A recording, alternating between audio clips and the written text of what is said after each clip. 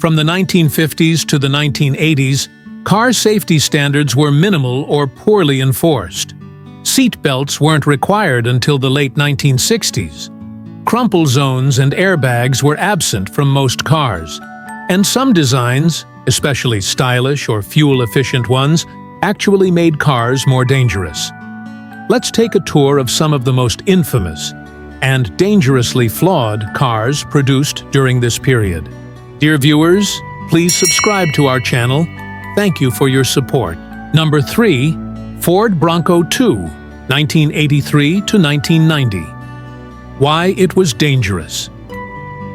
Narrow track, high center of gravity, extremely rollover-prone, especially during sudden maneuvers. The Bronco 2 had a very narrow wheelbase relative to its height, which made it inherently unstable. It had a high center of gravity, especially when loaded with passengers or cargo. In sudden lane changes or emergency swerves, it could tip and roll easily. Built on the shortened Ford Ranger platform, the Bronco 2 was an SUV before the term was trendy, but without the stability of modern crossovers. Most dangerous in off-road situations, highway speed evasive moves, wet or slick conditions. It had one of the highest rollover death rates of any vehicle during its time. According to the NHTSA and internal documents, over 260 deaths were linked to rollover crashes. Internal Ford memos showed the company knew about the risk as early as pre-production testing. Ford faced dozens of lawsuits, eventually paying over $100 million in settlements. Some lawsuits uncovered internal crash tests, showing that even minor maneuvers could lead to tip-overs. Ford engineers and test drivers warned management about the handling issues. Company allegedly delayed or ignored design changes to avoid increased costs or delays. One of the more damning cases where corporate negligence met real-world tragedy. After 1989, Ford phased out the Bronco 2 and replaced it with the Explorer, which was somewhat better. But even the early Explorers had rollover concerns, especially when paired with Firestone tires. Bronco 3 has since become a case study in product liability and safety testing ethics. Despite the danger, the Bronco 2 was popular in its time. People loved its compact SUV style and off-road cred. Many were sold with four-wheel drive, making them appealing to outdoorsy types.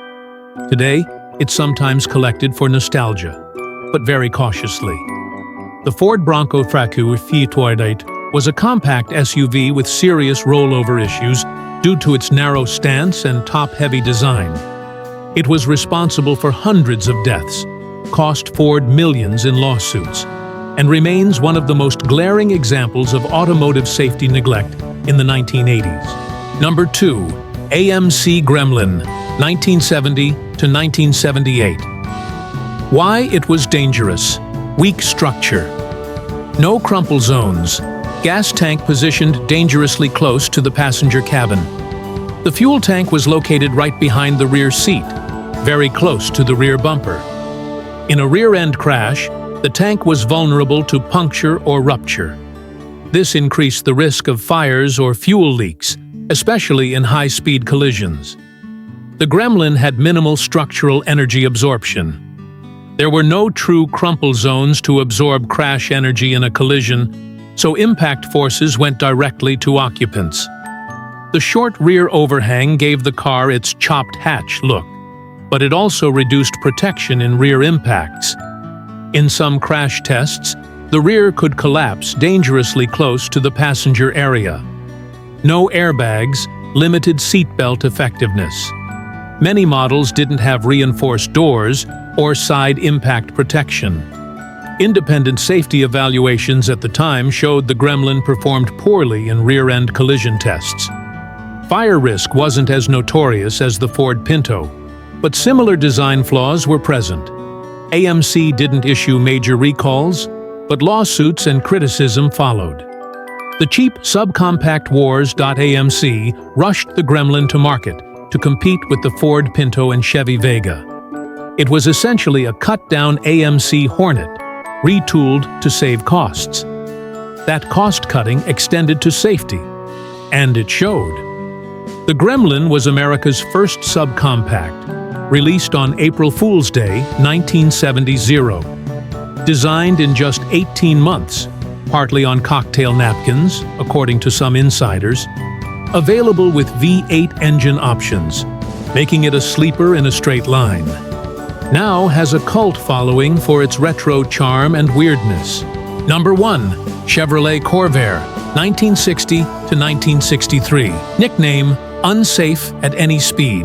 Why it was dangerous? The Corvair used a swing-axle independent rear suspension, which could cause rear wheels to tuck under during hard turns or evasive maneuvers.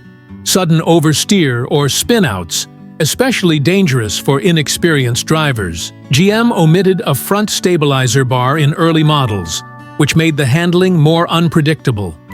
Drivers could lose control easily during high-speed turns or emergency moves. Like the VW Beetle, the Corvair had its engine in the back. This layout could make it tail-heavy, increasing the tendency to spin out if traction was lost. GM suggested significantly different tire pressures, front to rear, 15 psi front, 26 psi rear. Most people didn't follow or even know this. The wrong tire pressure made handling worse. In 1965, consumer advocate Ralph Nader published a book titled Unsafe at Any Speed: The Designed-in Dangers of the American Automobile. The first chapter focused entirely on the early Corvair. He accused GM of knowingly releasing an unsafe car just to cut costs.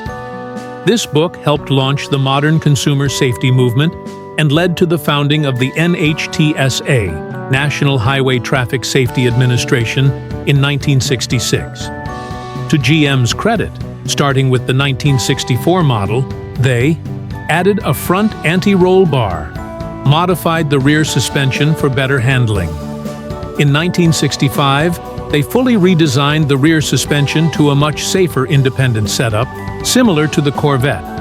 Ironically, the 1965 to 69 Corvairs were much better cars, but the reputation damage was done. In 1972, the U.S. government conducted tests and found the 1960 to 63 Corvair was no more likely to roll over than comparable cars of the time. So, yes, it had issues, especially when misused or misunderstood, but it wasn't a death trap. Still, public trust was lost, and the damage to GM's image stuck for years. First mass-produced American car with a rear-mounted air-cooled engine, had a unibody design, unlike most body-on-frame American cars. Popular with enthusiasts today, especially the improved later models.